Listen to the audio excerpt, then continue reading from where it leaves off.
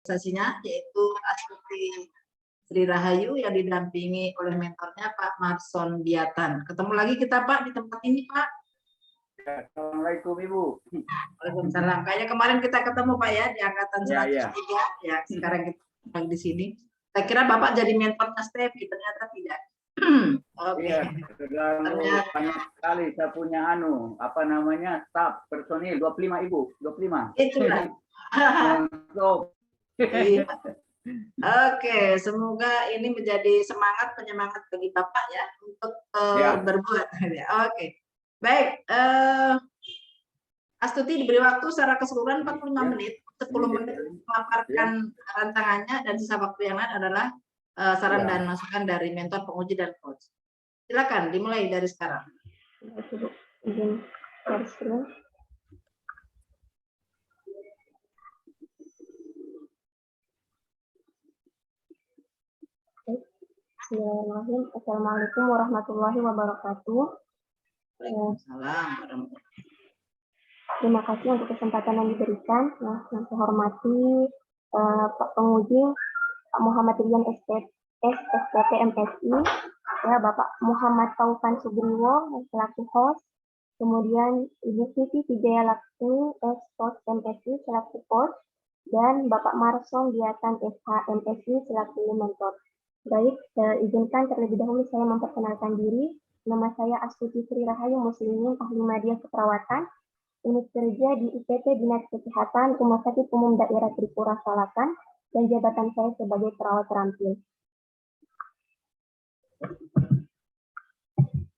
Baik, di sini rancangan aktualisasi yang saya buat mengangkat sebuah judul optimalisasi upaya promotif melalui edukasi kesehatan tentang penyakit diabetes mellitus di ruang anggrek Rumah Sakit Umum Daerah Tripura Selatan.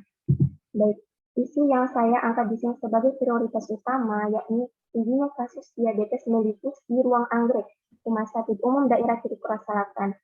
Mengapa demikian? Karena diabetes mellitus ini saat kondisi saat ini bahwa penyakit diabetes mellitus masih merupakan termasuk salah satu penyakit yang tidak menular yang diperkirakan akan terus mengalami peningkatan. Sehingga jika kasus ini dibiarkan saja, maka akan berdampak pada semakin tingginya kasus diabetes mellitus dan juga semakin tinggi juga angka kematian akibat penyakit ini. Ini juga akan berefek pada kualitas dan juga kuantitas pelayanan di rumah sakit dan juga kinerja petugas kesehatan di mata masyarakat. Sehingga perlunya isu ini dijadikan sebagai core issue untuk bisa segera dicarikan solusi. Nah, di sini saya menganalisis lagi kira-kira penyebab dari masih tingginya kasus diabetes mellitus di ruang anggrek. Saya menemukan beberapa penyebab yang melatar belakanginya, di antaranya ada belum optimalnya petugas kesehatan dalam memberikan edukasi kesehatan. Kedua, kurangnya media informasi di ruang perawatan.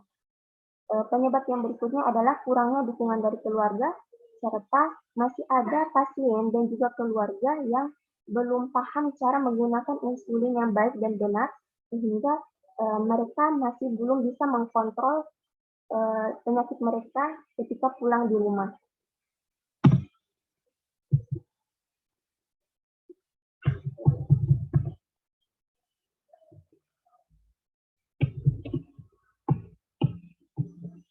Baik, untuk gagasan pemecahan isu ini saya buat dengan mendukung tupoksi saya sebagai seorang perawat terampil dalam memberikan edukasi. Jadi gagasan saya dalam pemecahan isu yaitu memberikan edukasi kesehatan tentang penyakit diabetes mellitus. Karena dalam upaya peningkatan pengendalian dan juga pencegahan suatu penyakit bisa dilakukan dengan cara salah satunya memberikan informasi dan juga edukasi terkait promosi kesehatan. Dengan rencana kegiatan yang saya lakukan, pertama, membuat kuesioner untuk pre dan post edukasi untuk melihat sejauh mana pasien dan keluarga mengetahui tentang penyakit ini. Kegiatan yang kedua yaitu saya membuat video edukasi untuk memudahkan cara penyampaian informasi. Yang ketiga yaitu membuat stand banner Kegiatan yang keempat melakukan edukasi kepada pasien dan keluarga. Dan kegiatan yang kelima adalah melakukan evaluasi akhir dari kegiatan edukasi. Dengan tahapan kegiatan yang pertama, ini menyangkut manajemen dan juga smart ASN. Untuk kegiatan yang satu ini membuat kuesioner untuk pre dan post edukasi. Dengan tahapan kegiatan yang pertama membuat draft pertanyaan, kedua melakukan konsultasi dengan mentor dan kepala ruangan untuk mendapatkan arahan atau masukan, dan yang ketiga melakukan perbaikan sesuai arahan dan masukan. Dengan output hasilnya adalah tersedianya lembar kuesioner. Untuk nilai-nilai berakhlak, di sini saya berusaha untuk menerapkan nilai akuntabel, kompeten, harmonis, loyal, dan juga kolaboratif. Kegiatan yang kedua, yakni saya membuat video edukasi, masih menyangkut tentang manajemen dan juga smart ASN. Dengan tahapan kegiatan yang pertama, saya mengumpulkan referensi pembuatan video, lalu melakukan editing video, dan yang ketiga adalah membuat file berisi video edukasi agar memudahkan saya untuk pemutaran video nanti. Dengan nilai-nilai ASN yang berusaha untuk saya terapkan di sini, yakni ada akuntabel, kompeten, adaptif, dan juga kolaboratif. Kegiatan yang ketiga masih juga menyangkut tentang manajemen dan juga smart ASN, yakni membuat stand banner. Dengan tahapan kegiatan yang pertama, yakni mencari referensi, sekaligus mendesain stand banner. Kedua, yakni saya membuat QR code ya berisi informasi kesehatan. Dan yang ketiga, mencetak stand banner. Dengan nilai-nilai ASN yang berusaha saya terapkan di sini ada akuntabel, kompeten, adaptif, dan juga kolaboratif. Untuk kegiatan yang keempat, masih juga menyangkut tentang manajemen dan juga smart ASN, yakni melakukan edukasi kepada pasien dan juga keluarga. Dengan tahapan kegiatan yang pertama, menyiapkan alat berupa LCD proyektor dan juga menyediakan alat peraga seperti insulin pen. Tahapan kegiatan yang kedua, yakni saya melakukan pretest. Kemudian setelah itu saya memutar video edukasi, dan tahapan kegiatan yang berikutnya mengajarkan cara penggunaan insulin pen dengan cara mendemonstrasikan secara langsung, dan yang terakhir, tahapan kegiatan yang terakhir yaitu melakukan post test dengan nilai-nilai berakhlak yang berusaha untuk saya tampilkan di sini, yakni berorientasi pada pelayanan, akuntabel, kompeten, harmonis, adaptif, dan juga kolaboratif. Kegiatan yang terakhir menyangkut manajemen dan smart ASN, yakni melakukan evaluasi akhir dari kegiatan edukasi. Dengan tahapan kegiatan yang pertama, yakni melakukan penilaian hasil pre dan post test. Setelah itu, saya melaporkan hasil penilaian pada mentor dan kepala ruangan. Dengan nilai-nilai ASN yang berusaha untuk saya terapkan di sini, yakni ada akuntabel, kompeten, harmonis, loyal, dan juga kolaboratif. Dan ini adalah jadwal rencana kegiatan aktualisasi. Di bulan Juni, minggu ketiga, saya melakukan kegiatan membuat kuesioner untuk pre dan post edukasi. Ya, cukup. Oke, baik. Terima kasih.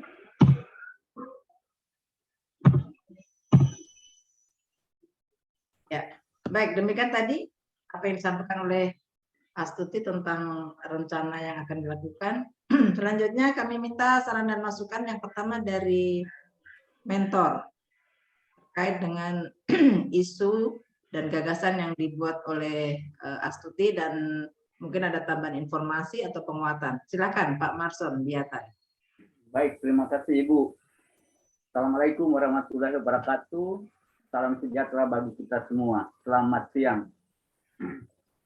Yang saya hormati Bapak Penguji, Bapak Muhammad Rian, SPP MSI, yang sangat saya banggakan. Cukup ganteng Pak. Soalnya apa, gunting tipis-tipis ya. Oke. Siap, terima kasih Pak. Saya sangat bangga. Ceria terus.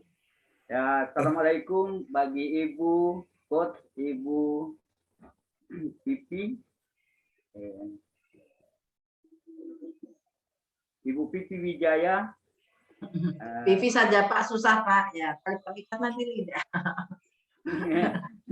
Soalnya ini mata so kurang. Iya betul, makanya tipis saja Pak ya. Iya. Ya, Ibu Pipi Pigia Laksmini Esos MSI. Assalamualaikum Ibu. Waalaikumsalam. Sangat saya banggakan evaluator juga. Bapak, terima kasih banyak. Assalamualaikum. Yang sangat banggakan adik Astuti Sri Wahyu Muslimin AMDK. Ya, saya siap berjuang. Siap menerima pertanyaan dari tim penguji. Ya, coba dibuktikan. Ya, saya sebagai mentor Marsun Biatan sangat mendukung. Jadi ini pada awalnya sebagai judul sangat setuju karena apa? Sekarang saya mengamati di rumah sakit sudah yang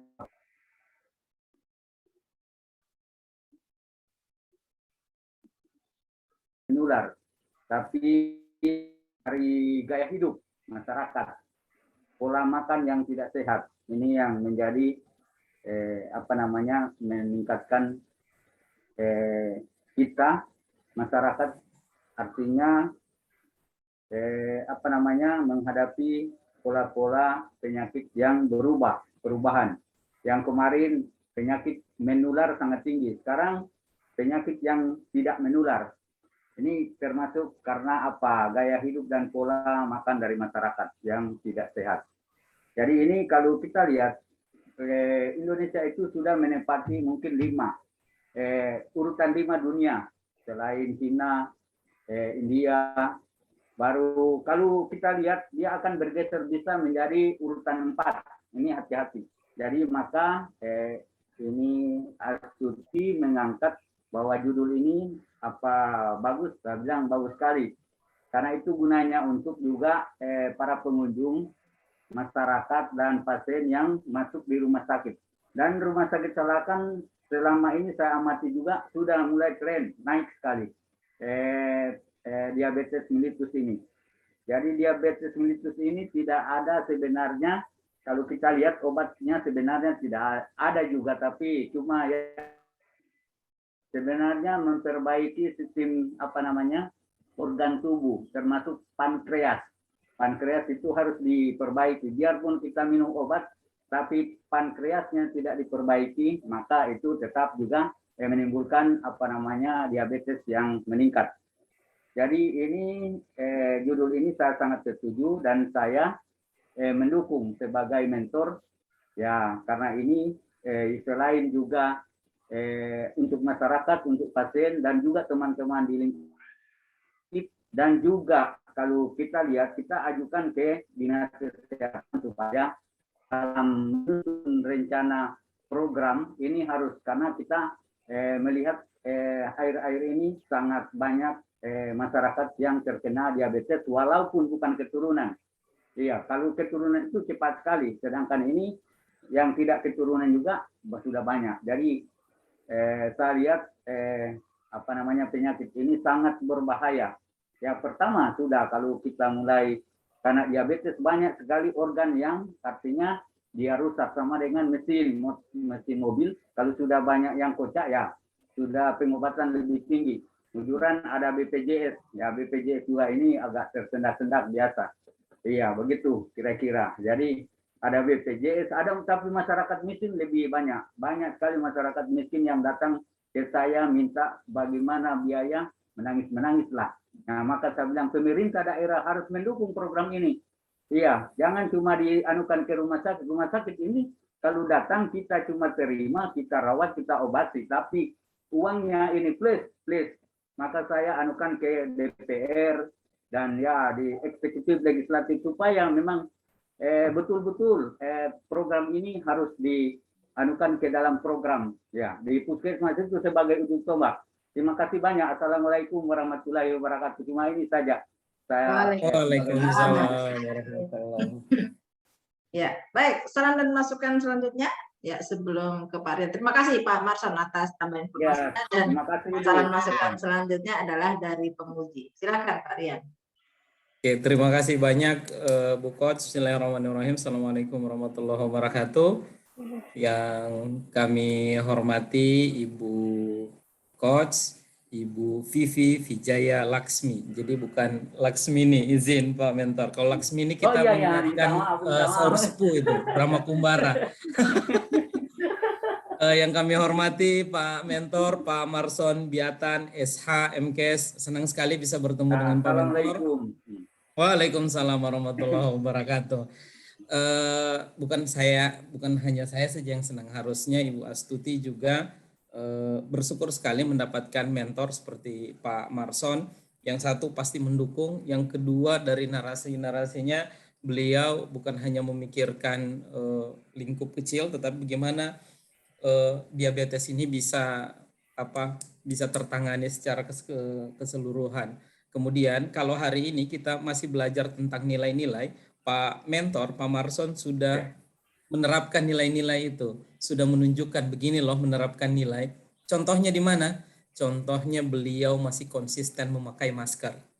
Seperti sebagai seorang tenaga kesehatan, beliau masih konsisten memakai masker. Ini contoh yang sangat baik sekali. Terima kasih banyak Pak. Pak Topan juga terima kasih banyak yang sudah memfasilitasi kita sebagai evaluator. Berikut yang kami banggakan Ibu Astuti. Saya membaca laporan Ibu Astuti dari tadi malam dan saya senang sekali, gembira sekali ketika Ibu Astuti mulai menyampaikan di dalam latar belakang dengan data. Dia sampaikan bahwa di ruang di ruang anggrek itu ada 20 orang yang diabetes, artinya ada data di dalam latar belakangnya. Bukan hanya cuap-cuap. Ada 20 pasien. Kemudian di dalam rencana kegiatan aktualisasinya juga saya kira sangat sistematis. Tetapi ada beberapa hal yang ingin kami tanyakan, mungkin kami klarifikasi dari Ibu Astuti. Baik, Ibu Astuti sehat? Alhamdulillah Pak, sehat. Oke, baik. Di kegiatan pertamanya membuat kuesioner untuk pre dan post edukasi. Kemudian di bagian kedua ada video, ada stand banner, ada edukasi kepada pasien. Kemudian di kegiatan terakhir melakukan evaluasi akhir. Di kegiatan terakhirnya melakukan penilaian sudahnya, karena pre dan post testnya sudah dilakukan di kegiatan pertama. Dari semua kegiatan ini saya kira bagus sekali, sangat sistematis, begitu juga tahapan kegiatannya. Saya hanya ingin mempertanyakan di kegiatan kedua, membuat video edukasi. Video edukasi ini Bu Astuti kita putarnya di mana? Melalui handphone kah? Atau ada TV yang disiapkan di ruangan? Saya meminjam LCD proyektor ya Pak. Menyiapkan LCD proyektor. Ya. Terus mau diputar di mana, Bu? Di ruangan, Pak. Di ruangan perawatan yang terdapat pasien DM. Biar pasien dan keluarga juga bisa menyaksikan, Pak. Begitu ya, diputarnya berarti situasional. Saya kira mungkin diputar di TV atau diputar di HP, bukan begitu ya? Tidak, Pak. Soalnya di ruangan tidak tersedia TV. Oke, baik. Tidak, no problem. Yang penting kegiatannya sangat konkret untuk melakukan edukasi kesehatan tentang diabetes mellitus. Saya juga bahagia sekali ketika melihat keterkaitan substansi mata pelatihannya sangat kaya nilai, kemudian sangat terdistributif dengan baik nilai-nilainya, karena teman-teman yang lain ketika mengambil nilai hanya itu terus saja, akuntabel, berorientasi pelayanan, tidak pernah menggali dari sisi harmonis, dari sisi loyal, dari sisi adaptif. Dan di laporannya Ibu Astuti ini bagus sekali, semuanya ada, komplit. Tapi saya akan sampel satu buah nilai ini yang akan menunjukkan bahwa Ibu Astuti ini paham enggak tentang nilai. Oke. Saya sampelnya di kegiatan sebentar.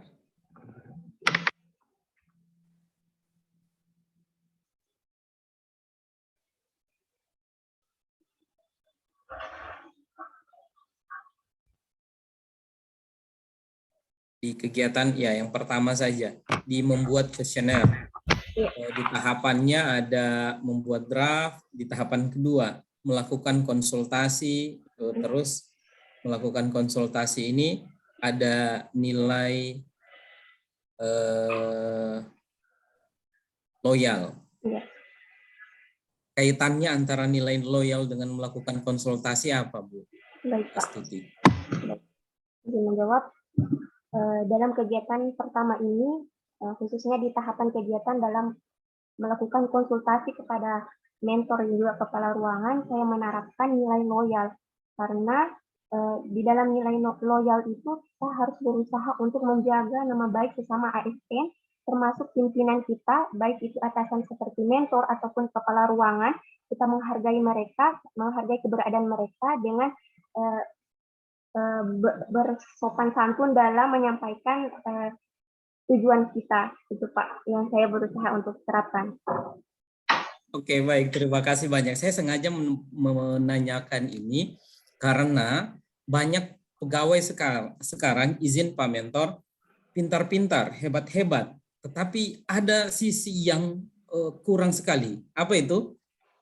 Dia menganggap dirinya paling pintar, sudah tidak ada yang paling pintar di dunia ini selain dirinya sendiri. Kemudian tidak menghargai orang tua, tidak menghargai mentor, tidak menghargai teman sejawat, tidak bisa bekerja sama dengan orang lain karena merasa diri yang paling hebat. Seperti itu. Kita mengerti sekali anak-anak milenial sekarang yang lulus CPNS, yang lulus dengan sistem yang bagus sekali, lulus CAT ini pintar-pintar, cerdas-cerdas. Tetapi itu, sikap perilakunya banyak yang kurang. Oleh karena itu di dalam kurikulum pembelajaran Latsar ini yang paling banyak diisi itu tentang nilai-nilai dasar. Bukan hanya menyelesaikan kegiatan. Kalau menyelesaikan kegiatan, mohon maaf, anak honor bisa. Tetapi belum tentu punya nilai.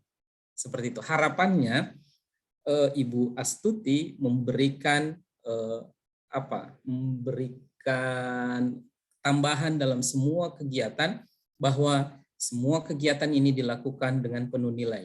Nilai-nilai yang seperti yang ditulis tadi. Apalagi ada loyal di dalamnya. Seperti itu. Dan ingat bahwa nilai sikap perilaku bukan hanya Pak Topan sebagai evaluator yang nilai. Pak Marson sebagai mentor itu akan memberikan penilaian terhadap Ibu Sri Astuti mengenai sikap perilaku.